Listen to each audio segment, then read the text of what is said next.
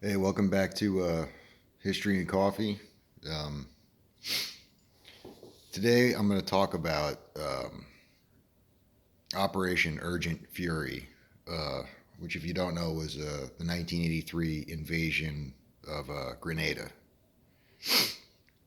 And what's remembered about this is like a day of news coverage of like Rangers jumping out of airplanes and some gunfire, and then Reagan giving a speech about how it was this huge success and so on and so forth.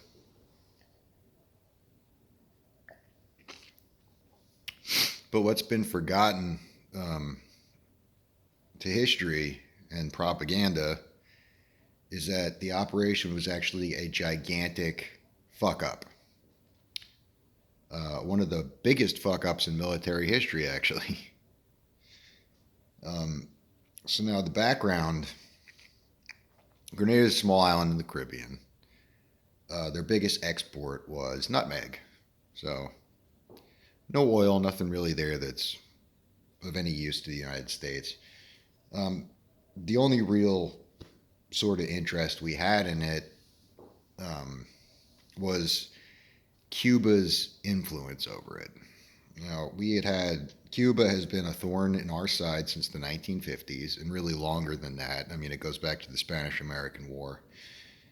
And Cuba had been influencing Grenada to the point where there was a significant amount of Cuban soldiers that were actually stationed in Grenada at the time that were helping uh, the people with their infrastructure and things like that. And, Castro uh, sent them there as engineers, but they were armed combatants. They were there to aid in a revolution, um, and we were terrified of another Cuba. That was really Reagan. Reagan, whose whole presidency was about being tough on communism. If another Cuba popped up while he was president, he wouldn't have been able to lay his little head down on his pillow at night. So when the revolution kicked off in Grenada, Reagan immediately authorized a strike. Now, of course, the reason for this was they wanted to suppress this communist revolution. Um, but they gave the justification was there is a medical school, an American medical school that was in Grenada. Somewhere around 400 or 500 American students were living there. Excuse me.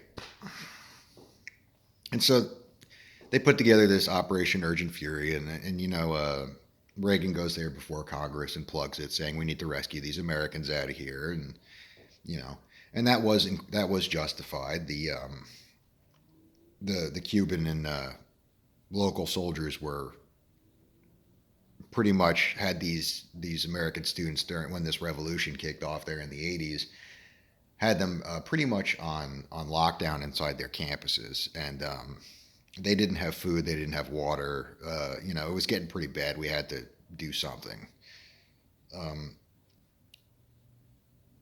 so Reagan authorizes this operation. It consists of Operational Detachment Delta, or Delta Forces, they're better known, which is a special forces element, the 1st and 2nd Battalion of the 75th Ranger Regiment, and a Marine Expeditionary Unit.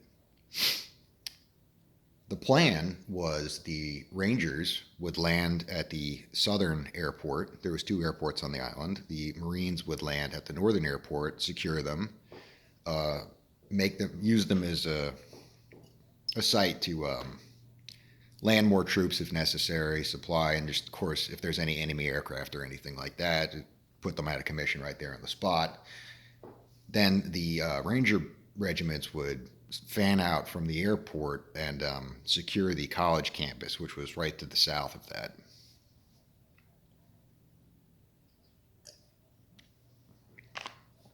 Operational Detachment Delta, they were going to hit the island's federal prison, which had a lot of the pro-capitalist, pro-nationalist guys locked up in there. Of course, when the communists take over, they locked everybody up that they don't agree with. That's pretty standard fare for them. So Delta was going to hit this prison and liberate all these political prisoners. So the idea now, of course, this plan is in motion. This is supposed to take place at night, and for political reasons, they kept putting it off and putting it off and putting it off until not only was it broad daylight, but the government of Grenada was well aware that the United States was now coming, and they had a pretty good idea of where they were coming from. And despite the entire operational security of this being blown, because again, of political reasons, they decide to send these troops anyway, the Delta element probably had it the worst. They flew in low in helicopters to assault this prison. The intelligence failed to recognize that this prison was on a high bluff, and it was surrounded by anti-aircraft guns. They ended up losing a helicopter and pretty much spending the entirety of their mission securing this crash site, and actually a number of these guys were killed. Next, the two Ranger battalions landed. Again, they had to come in low because of weather. Normally, a paradrop takes place at 1,000 feet, and they came in at half that at 500 feet. So they jumped out of these planes at 500 feet in broad daylight into anti-aircraft fire and waiting troops. It was not good. Half the guys ended up on one side of the airport, the other half on the other. They were pinned down under enemy fire. It did not go well. It's a real credit to the Rangers that they were actually able to overcome this, and by commandeering a bulldozer and using it as a sort of de facto armored vehicle, the two elements were able to reunite, and despite an assault by some armored vehicles, the Grenadian military, they were still able to finally secure the airfield. But a lot of guys were killed that didn't need to be. Next, they moved on to their objective of securing the college campus. And this is where problem 2 comes up. The maps that the Army intelligence gave them were 5-year-old tourist maps of the island.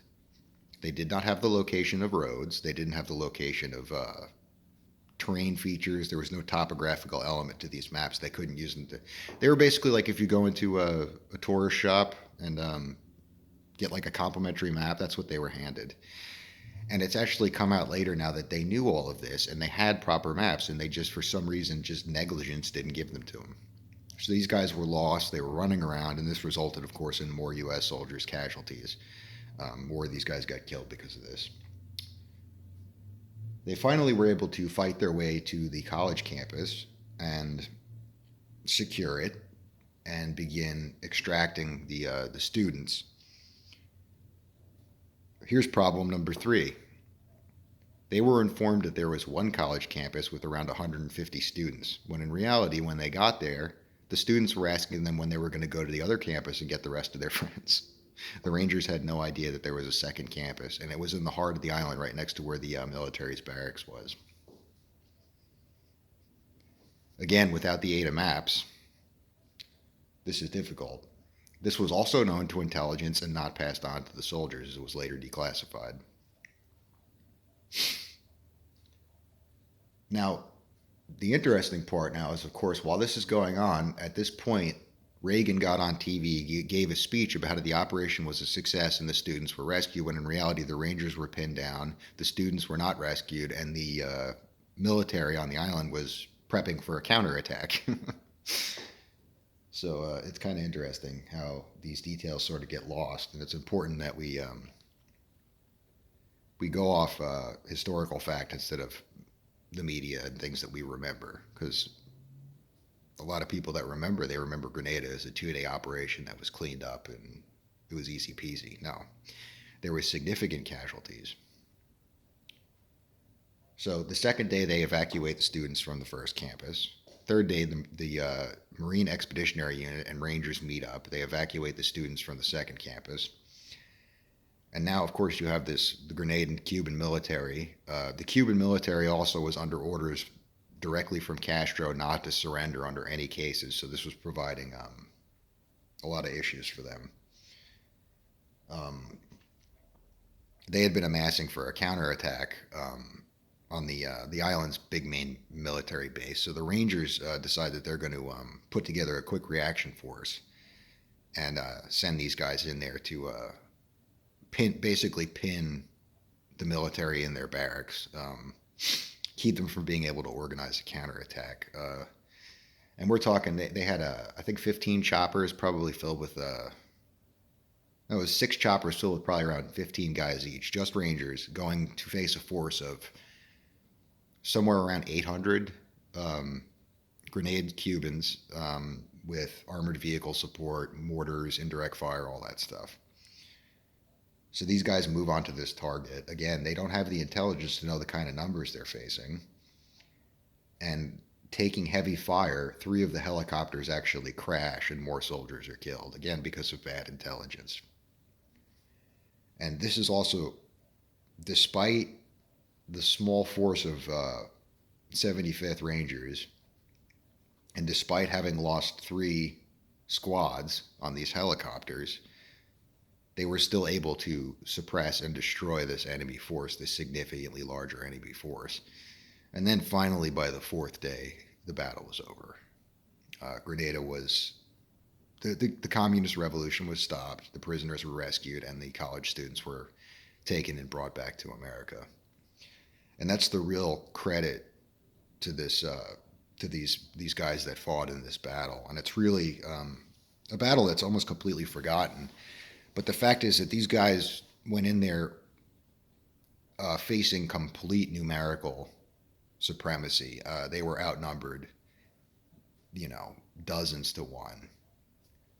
And on top of that, their biggest enemy was poor planning, poor intelligence, and just people not caring about what happened to these soldiers. And it's another case in history where we're willing to send men to fight, but we're not willing to do anything to help them. I mean, literally everyone was working against these guys winning, and they still pulled it off. So that's the big takeaway from this. So that was Grenada. I'm going to cover some more of these things in the Caribbean in later videos. I'm going to talk about Nicaragua, the Banana Wars, the invasion of the Dominican Republic. Is fascinating. Of course, the Cuban Revolution and then the Spanish-American War. I'd like to get to all of that. So I appreciate your continued support. Thanks for watching.